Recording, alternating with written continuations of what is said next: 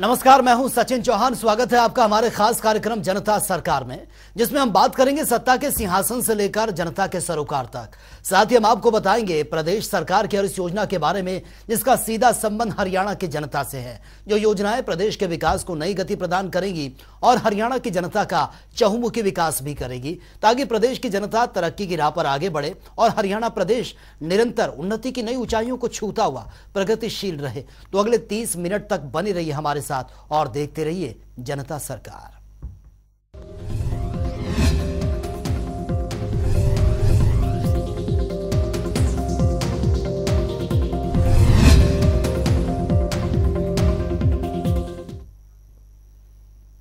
मुख्यमंत्री मनोहर लाल सोनीपत के सिसाना गौशाला के वार्षिक कार्यक्रम में शामिल हुए। इस दौरान सीएम ने सिसाना गौशाला के लिए 51 लाख का अनुदान की घोषणा भी की है। रिपोर्ट आप देखिए। सोनीपत के गांव सिसाना की गौशाला में 121वां वार्षिक उत्सव का आयोजन किया गया। मुख्यमंत्री मनोहर लाल ने गौशाला में बतौर मुख्य अतिथि शिरकत की। इस मौके पर सीएम ने सिसाना गौशाला को 51 लाख रुपए बतौर अनुदान देने की भी घोषणा की। साथ ही कहा कि इससे पूर्व में भी 42 लाख रुपए इस गौशाला को अनुदान राशि के रूप में दिए जा चुके हैं। उन्होंने कहा कि इस गौशाला में 7000 तक गौवंश के लिए यथावत अनुदान दिया जाएगा। 7000 से ऊपर के 1000 गौवंश के लिए सिसाना में ही 16 एकड़ में स्थापित शेड के लिए 70 लाख रुपए भी गौशाला को दिए जाएंगे। यही नहीं, गौ सेवा आयोग की ओर से 25 एकड़ में अनुसंधान केंद्र भी स्थापित किया जाएगा, जिसमें देसी नस्ल की गाय की प्रजाति को आगे बढ़ाने, गौमूत्र और गोबर इत्यादि पर शोध केंद्र बनाया जाएगा। गौशाला समिति की ओर से मुख्यमंत्री मनोहर लाल को पगड़ी और स्मृति चिन्ह भी प्रदान किया गया। मुख्यमंत्री मनोहर लाल ने सिसाना गौशाला में गायों को ग्रास खिलाकर उनकी सेवा की।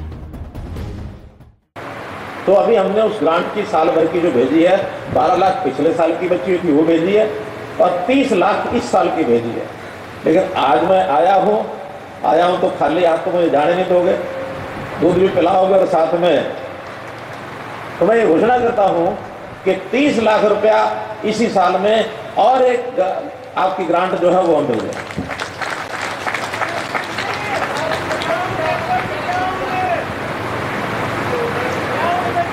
सुनो सुनो सुनो सुनो, आपने जोर मार दिया। देवेंद्र कौशिक तो कहाँ बैठा है? मेंबर पार्लियामेंट की 11 लाख जोड़ दो भाई, 42 हो गए।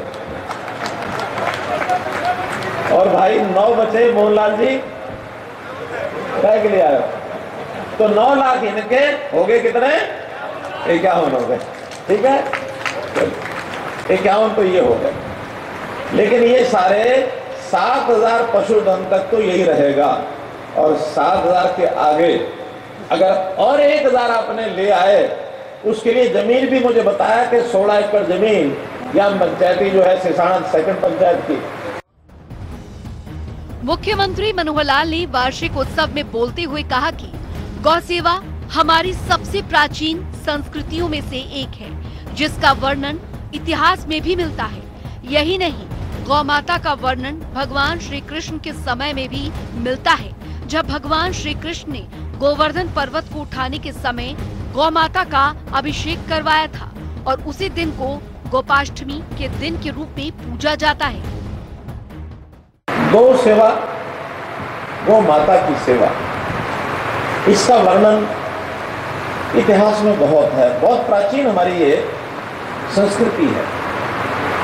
भगवान कृष्ण के समय भी ऐसा कहते हैं कि अपनी गोपियों के को लेकर के वो गोवर्धन पर्वत वो जाकर के उठा लिया। शिव जी आए, स्वयं प्रकट हुए, आकर के उनकी गौ पूजा को देख करके और उनका अभिषेक कराया। गौ अभिषेक यानी दूध से भी अभिषेक कराया। अष्टमी का दिन था। उस दिन से कहते हैं कि वो गोपाष्टमी का दिन हो गया। गौ की हम पूजा भी करते हैं, माँ कहते हैं। गौ का जो दूध है वो कितना लाभकारी फलदायी है कि अगर किसी कारण से नवजात शिशु, छोटा बच्चा, माँ अगर दूध ना पिला सके, उसको कोई भी कारण हो सकता है, बच्चा नहीं पी रहा, माँ नहीं पिला पा रही, कोई मेडिकल कारण भी हो सकता है, तो डॉक्टर तुरंत कहता है कि माँ का दूध अगर नहीं पी पा रही तो कोई बात नहीं, गऊ का दूध बच्चे को पिला दो, बच्चा पड़ जाएगा। मुख्यमंत्री मनोहर लाल ने अपने संबोधन में कहा कि गाय का दूध हम सबके लिए बहुत ही लाभकारी है।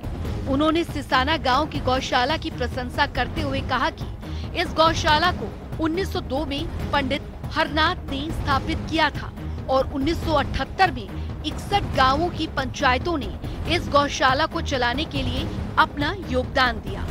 यही नहीं, सरकारी अनुदान भी इस गौशाला को कई बार दिया जा चुका है। उन्होंने सभी से आह्वान किया कि वे अपनी गौशालाओं में गौवंश का पूरा लेखा जोखा रखें ताकि उसी आधार पर अनुदान भी सरकार दे सके। मुझे इस गौशाला के बारे में बताते हैं कि 1902 में इसकी स्थापना पंडित स्वर्गीय श्री हरनाथ जी ने की थी, 1902 में। जिससे आज आप कह रहे हैं कि 121वां इसका वार्षिक उत्सव है, 121 साल पहले उस संस्था के लोग उसको चलाते रहे होंगे और फिर 1978 में, यानी उसके 76 साल के बाद इस इलाके के 61 गांव की पंचायत ने मिल करके और इस गौशाला को अपने पास लिया। पूरे समाज की एकता ये कैसे ध्यान में आई कि 61 गांव सब मिल करके इस गौशाला को चलाते हैं, निश्चित रूप से योगदान भी करते हैं।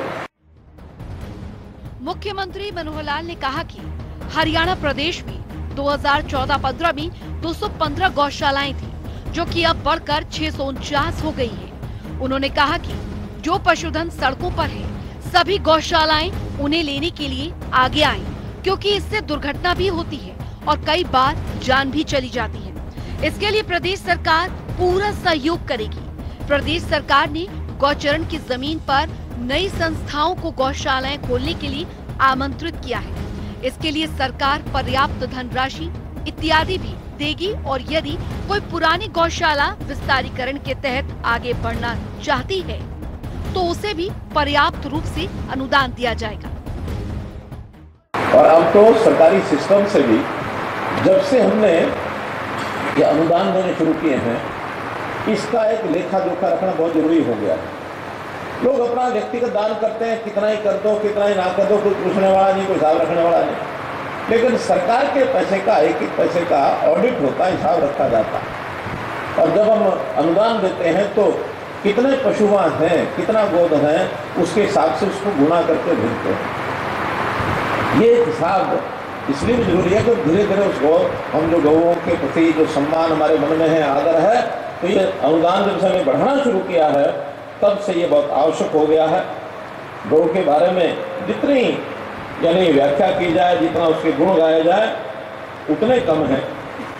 व्यक्तिगत रूप से तो गाय रखते ही हैं लोग अपने घरों में। हमारे यहाँ गौशालाओं की जो परंपरा है, हरियाणा की 2014-15 में जब हमारी सरकार आई उस समय 200 कुछ गौशालाएं थी और आज 400 से ऊपर गौशालाएं हो गई हैं, ऐसा जो मुझे जानकारी है। 649 हो गए हमारे गौ सेवा आयोग के, जो 215 से 649, यानी 3 गुना से ज्यादा हो गई है।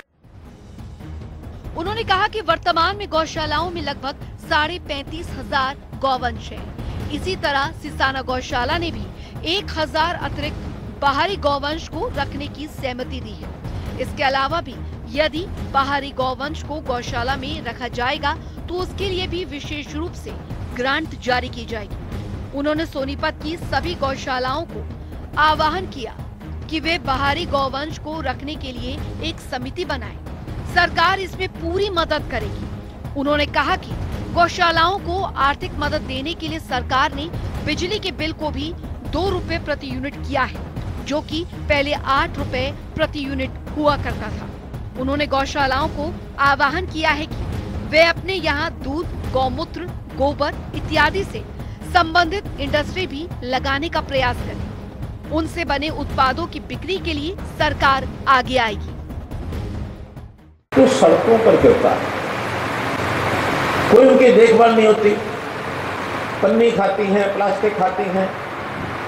ठीक है, कोई श्रद्धालु परिवार के घर के सामने खड़ी हो जाए तो एक ग्लास रोटी का भी उनको मिल जाता है, कहीं थोड़ा चारा मिलता है, लेकिन ज़्यादा घूमती फिरती सड़कों पर गंदगी में घूमती रहती है और कई बार एक्सीडेंट होते हैं। उस एक्सीडेंट के कारण से जान चली जाती है। इन सब की चिंता सबको है, आपको भी है, हमको भी है।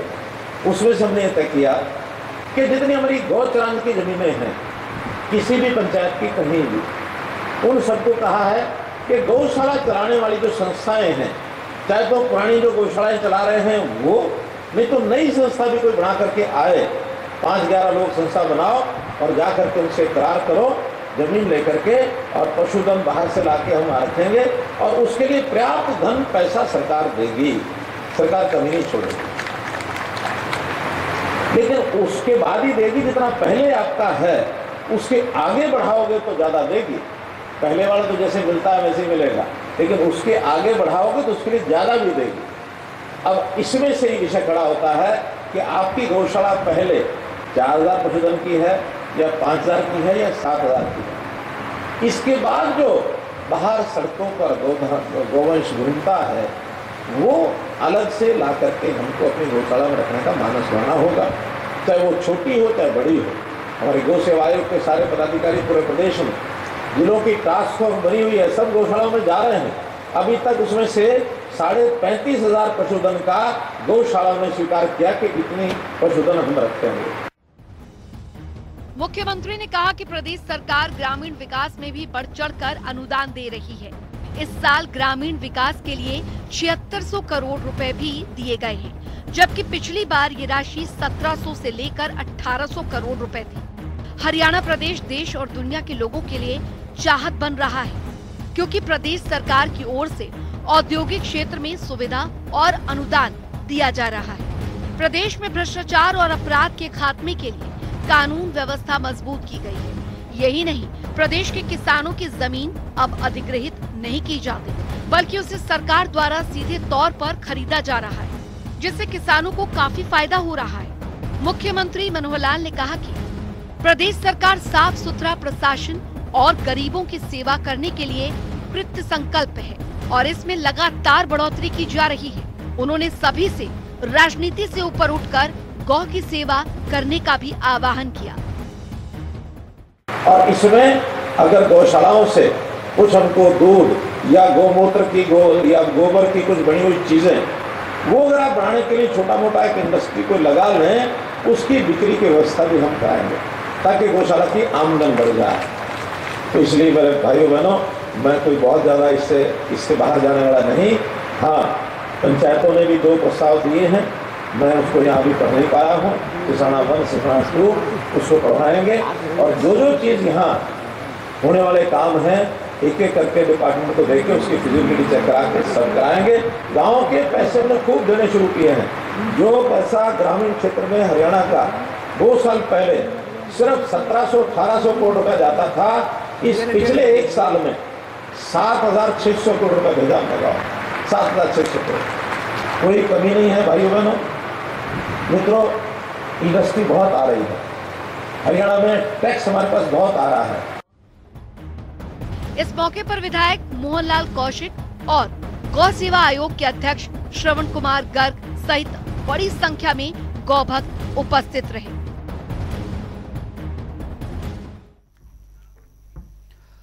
मुख्यमंत्री मनोहर लाल ने बीपीएल कार्ड धारकों को बड़ी राहत दी है। मुख्यमंत्री मनोहर लाल ने परिवार पहचान पत्र में शामिल 1.80 लाख रुपए की आय वाले व्यक्तियों को बिजली के बिल 12,000 रुपए होने पर बीपीएल कार्ड के लाभ से वंचित कर दिया जाता था और अब इस स्लैब को समाप्त कर दिया गया है, जिससे बिजली बिल की बाध्यता भी समाप्त हो। मुख्यमंत्री मनोहर लाल ने प्रदेश के लोगों के लिए बड़ी घोषणाएं की। उन्होंने कहा कि पहले परिवार पहचान पत्र में 1,80,000 रुपए आय वाले लोगों का अगर 12,000 रुपए बिजली बिल आता था तो उन्हें बीपीएल कार्ड में लाभ नहीं मिलता था।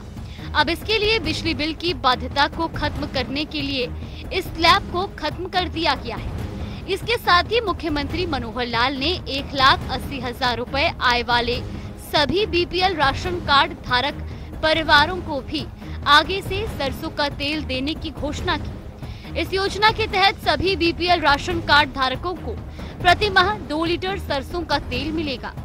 उन्होंने कहा कि इससे आम लोगों को फायदा मिलेगा। हमने परिवार पहचान पत्र में इनकम के ऊपर एक कंडीशन लगाई थी कि जिसका बिजली का बिल 12,000 रुपए, पहले 9,000 था, फिर 12 कर दिया था, 12,000 से ऊपर होगा उसको 180 के स्लैब में, उससे ऊपर के स्लैब में मानेंगे। उसके बाद कुछ लोगों ने कहा कि मेरा बिजली का बिल किन्हीं कारणों से पिछला नहीं भरा था इसलिए ज्यादा आ गया, मैं तो अपने घर में और बैटरी जो है उसको चार्ज करता हूं इसलिए आ गया, मेरे घर में तो प्रेस का काम करता हूं इसलिए आ गया। तो हमने जितने भी 12,000 से ऊपर के लोग थे उनका सबके सर्वे करा लिया है। एक्चुअल सर्वे के आधार पर ही उसको बीपीएल माना जाएगा। बिजली के बिल की कंडीशन ये हम बिल्कुल खत्म कर रहे हैं। इसके साथ ही उन्होंने पत्रकारों को भी बड़ी सौगात देते हुए दुर्घटना बीमा की 10 लाख रुपए तक की प्रीमियम राशि को सरकार द्वारा वहन करने की घोषणा की। पहले 5 लाख रुपए तक की दुर्घटना बीमा की राशि का प्रीमियम सरकार देती थी और उससे ऊपर के लिए पत्रकारों को एक निश्चित राशि का भुगतान करना पड़ता था। मुख्यमंत्री मनोहर लाल ने कहा कि आज हमारे कार्यकर्ताओं ने ये साबित कर दिया है कि भाजपा के पास आज मजबूत कार्यकर्ताओं की बड़ी संख्या है। उन्होंने आह्वान किया कि वो सरकार की जनहितैषी नीतियों को आम जनता तक पहुंचाएं। राशन तो केंद्र सरकार की ओर से भी मिलता है, प्रदेश की ओर से भी देते हैं, लेकिन साथ में कभी दाल कभी तेल ये चीजें प्रदेश की ओर से दिया करते थे।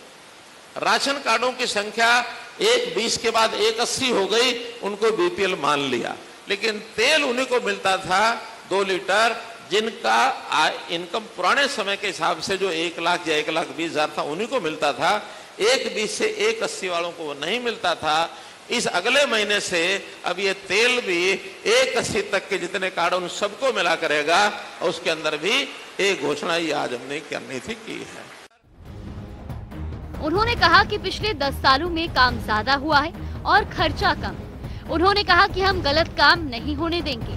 इसके लिए उन्होंने भर्ती प्रक्रिया में पारदर्शिता का जिक्र किया और कहा कि अब हमारी सरकार में बिना खर्ची और पर्ची के योग्यता के आधार पर नौकरी मिलती है। उन्होंने कहा कि हमने बेटी बचाओ बेटी पढ़ाओ, नशे के खिलाफ अभियान जैसे कार्यक्रम चलाकर आम जन के हित में अपने सरोकार को निभाया है।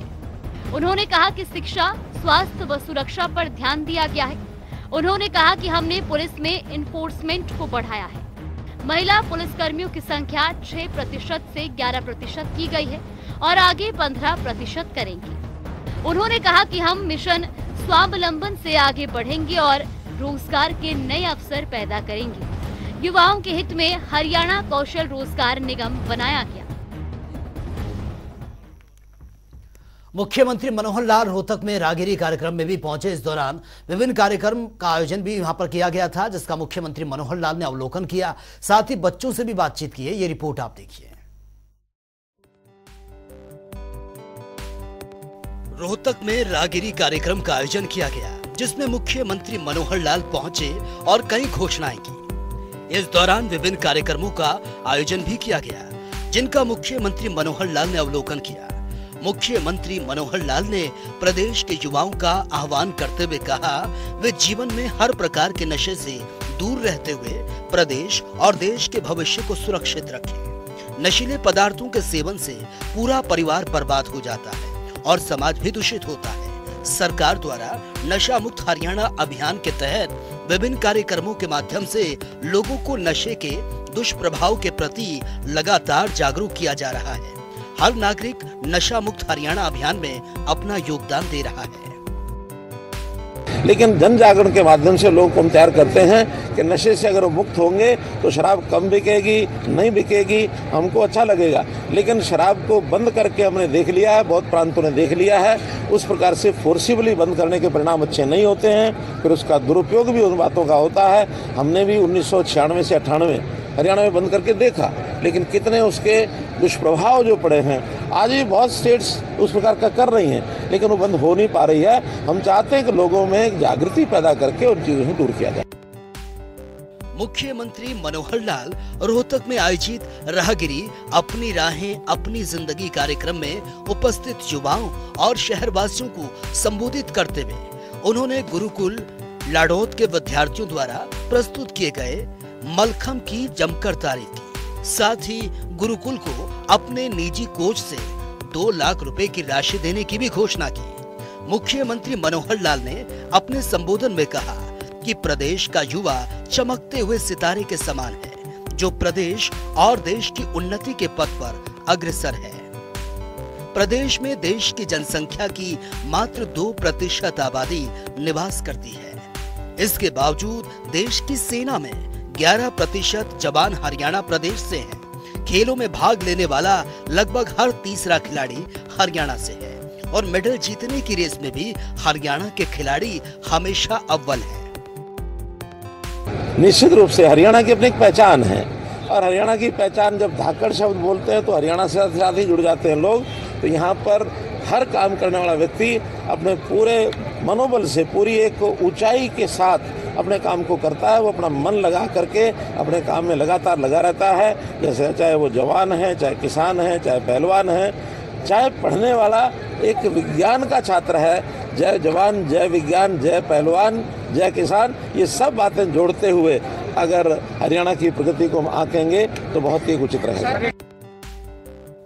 मुख्यमंत्री मनोहर लाल ने प्रदेश के किसान, जवान और पहलवानों को धाकड़ बताते हुए कहा, हरियाणा के वीर जवान पूरी मेहनत और लगन से काम करते रहते हैं। उन्होंने रोजमर्रा की तनाव भरी जिंदगी से निजात पाने और तरोताजा होने के लिए राहगिरी कार्यक्रमों को महत्वपूर्ण बताया और कहा कि सरकार द्वारा गत दिनों लगभग 25 दिन तक प्रदेश में नशा मुक्त हरियाणा अभियान का संदेश जन जन तक पहुंचाने के लिए साइक्लोथॉन का आयोजन किया गया। लगभग 1978 किलोमीटर का सफर तय कर साइक्लोथॉन के माध्यम से लोगों को नशे के दुष्प्रभाव से अवगत कराया गया। साइक्लोथॉन में 1,60,000 लोगों ने भागीदारी की है और 5 लाख लोग इन कार्यक्रमों में शामिल हुए। रोहतक का युवा लठगट दिया। ये रोहतक, ये मेरी जानी पहचानी धरती, ये शहर, ये गांव, पता नहीं आप लोगों को किसी को पता है कि नहीं पता है, मेरा जन्म इस रोहतक जिले के निनाना गांव का है भाइयों बहनों। मेरी पढ़ाई इस गांव के बनियानी गांव आनंदपुर और कॉलेज की पढ़ाई निकम शर्मा गवर्नमेंट कॉलेज रोहतक की है भाइयों बहनों। इसलिए आज जिस युवा अवस्था में आप हैं, इस युवा अवस्था में मैं इसी सड़क से 16 किलोमीटर जाना और 16 किलोमीटर आना, 32 किलोमीटर साइकिल पर रोज आता जाता था।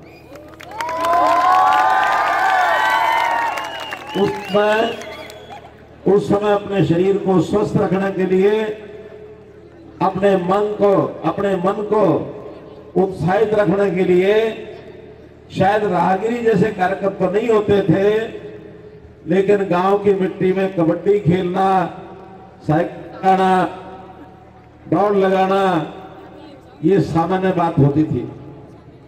आज समय बदलने के बाद हमारे वो सारे प्रकार वो सब बदल गए। अच्छे खेल आ गए, इंडोर खेल आ गए, राहगिरी जैसे, मैराथन जैसे कार्यक्रम आ गए। मेरी आज अपेक्षा है आप सबसे कि अनूठा कार्यक्रम राहगिरी जैसा ये कार्यक्रम जो पिछले कुछ वर्षों पहले हमने शुरू किया था, लेकिन कोविड के कारण से इसको बंद करना पड़ा। मैं हमारी राहगिरी फाउंडेशन, पंकज नयन IPS या जो जिले के एडमिनिस्ट्रेशन के सब लोग, इनको बहुत बहुत बधाई देता हूं कि फिर से राहगिरी कार्यक्रम शुरू किया गया।